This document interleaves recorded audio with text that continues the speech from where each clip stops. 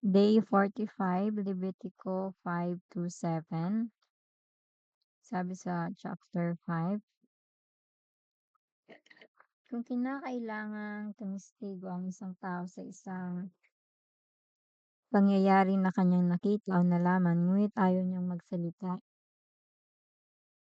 nagkakasala siya at dapat siyang maparusahan. Kung ang sinuman ay makahipon ng anumang bagay na marumi, gaya ng patay na hayop, malilit man o hindi, anumang bagay na marumi na nanggagaling sa tao matapos niyang malamang ito, siya'y nagkasala at dapat panagutin.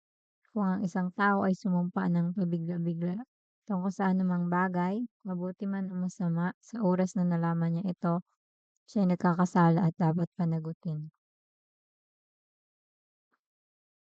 Kung magkasala ang sinuman sa alinmang paraang nabanggit, dapat niyang ipahayag ang kanyang kasalanan at upang siya'y mapatawad, naghahandog siya kayawin ng isang babaeng tupa o kambing.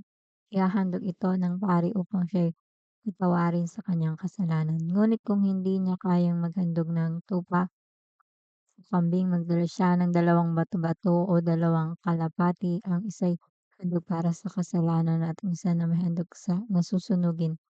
Dadalhin niya ito sa pari upang ihandog sa akin. Ang ibong handog para sa kasalanan ay gigilitan niya sa liig, ngunit hindi puputulin ang ulo.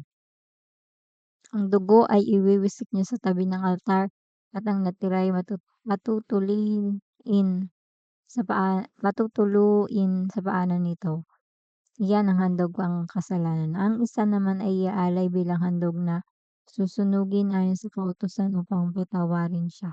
Kung hindi pa rin niya makayang maghandog ng 2 bato-bato o 2 kalapati, magdadala na lamang siya ng kalahating salop ng piling harina. Hindi niya ito bubuhusan ng langis ni hahaluan man ng insenso sapagkat ito'y handog pangkasalanan. Dadalhin niya sa pari ang harina, kukuha naman ito ng sandakot at susunugin sa altar bilang tanda na iyon ay handog kay Yahweh. Ganito ang gagawin ng pari bilang pantubos sa alinmang pagkakasalang nabanggit. Tulad ng handog na pagkaing butil, ang matitira ay para sa pari. Sinabi rin ni Yahweh kay Moises, kung ang sinumang makalimot magbigay ng anumang naukol kay Yahweh, mag-aalay siya ng handog na pambayad sa kasalanan. Maghahandog siya ng isang lalaking tupa na walang kapintasan. Itatakda mo ang halaga nito ayon sa sukat ng itinakda ng sanktuaryo. Babayaran niya ang halagang di niya ibigay at magdaragdag pa siya ng ikalimang bahagi nito at ito ibibigay sa pari. Ang tupa ay dadalhin sa pari upang ialay bilang handog na bayad sa kasalanan at siya'y patatawarin. Kung ang sinumang makalabag sa alinmang utos ko, kahit hindi niya ito nalalaman, siya'y magkakasala at dapat parusahan. Magdadala siya sa pari ng isang malalaking tupa na walang kapintasan bilang handog na pambayad sa kasalanan. Itatakda mo ang lahat ng nito ayon sa halaga ng salapi na sa sanktuaryo. Ito'y ihahandog ng pari at patatawarin ang nagkasala. Ang handog na ito ay handog na pambayad sa kasalanan sapagkat nagkasala siya kay Yahweh. Sinabi pa ni Yahweh kay Moises, nagkakasala ang sinumang magkaila tungkol sa isang bagay na inihabilin sa kanya, ang sumira sa kasunduan, ang magnakaw o magsamantala sa kapwa at ang mangangkin ng isang bagay na napulot o at manampang iyon ay wala sa kanya. Babayaran niya ang kanyang ninakaw o anumang napulot o inihabilin na inangkin niya.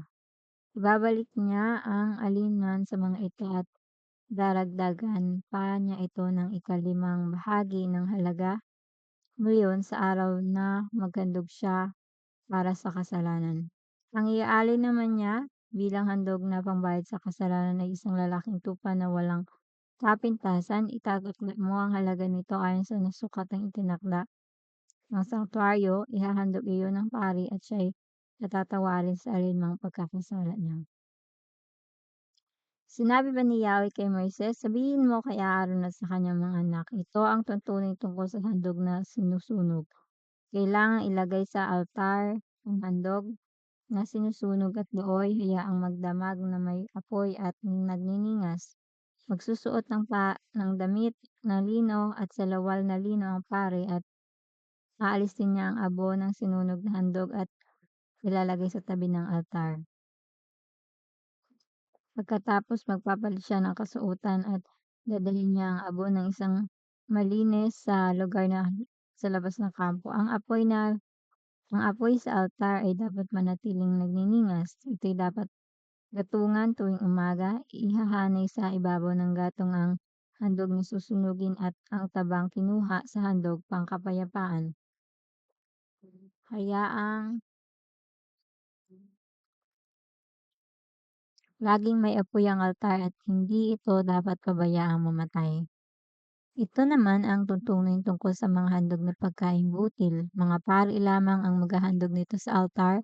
Dadakot ang pari ng harinang binuhusan ng langis at binudburan ng insenso at ito'y susunugin sa altar bilang handog upang ang usok nito'y maging mabangong samyo kay Yahweh. Ang natira ay magiging pagkain ng mga pari. Lulutuin ito ng walang pampaalsa at doon nila kakainin sa isang banal na lugar sa patio ng tuldang tipanan. Inilaan ko iyon para sa kanila bilang kaparte ng pagkaing handog sa akin. Ito'y ganap na sagrado tulad ng handog para sa kapatawaran ng kasalanan at handog na pambayad sa kasalanan. Lahat ng lalaki mula sa lahi ni Aaron ay maaaring kumain nito. Ito ay bahagi nila magpakailanman sa mga pagkaing handog sa akin. Anumang madampian nito ay ituturing na banal. Sinabi pa ni Yahweh kay Moises, ito ang handog na dadalhin sa akin ni na Aaron at ng mga paring mula sa kanyang angkan sa araw ng pagtatalaga sa kanila. Kalahating salop ng mainam na hari ng panghandog, ang kalahati nito'y ihahandog sa umaga at ang kalahati naman sa gabi. Ito'y mamasahing mabuti sa langis at iprito sa kawali at pagpira-pirasuhin. Pagkatapos susunugin sa altar bilang mabangong samyo, handog sa akin, gaya ng handog na pagkaing butil. Ang paring mula sa angkan ni Aaron ang maghahandog sa akin. Ito'y batas na dapat susundin magpakailanman. Ang handog na ito ay susunugin para sa akin. Ang lahat ng pagkaing butil na handog ng pari ay lubusang susunugin at hindi ito maaring kainin. Sinabi rin ni Yahweh kay Moises, sabihin mo kay Aaron at sa mga paring mula sa kanyang angkan. Ito naman ang tuntunin tungkol sa handog ng pangkasalanan. Ang handog na pangkasalanan ay papatayin sa pinapatayan ng handog na susunugin. Ito'y ganap na sagrado. Ang natirang hindi sinunog ay maaring kainin ng paring naghandog nito. Ngunit kakainin niya ito.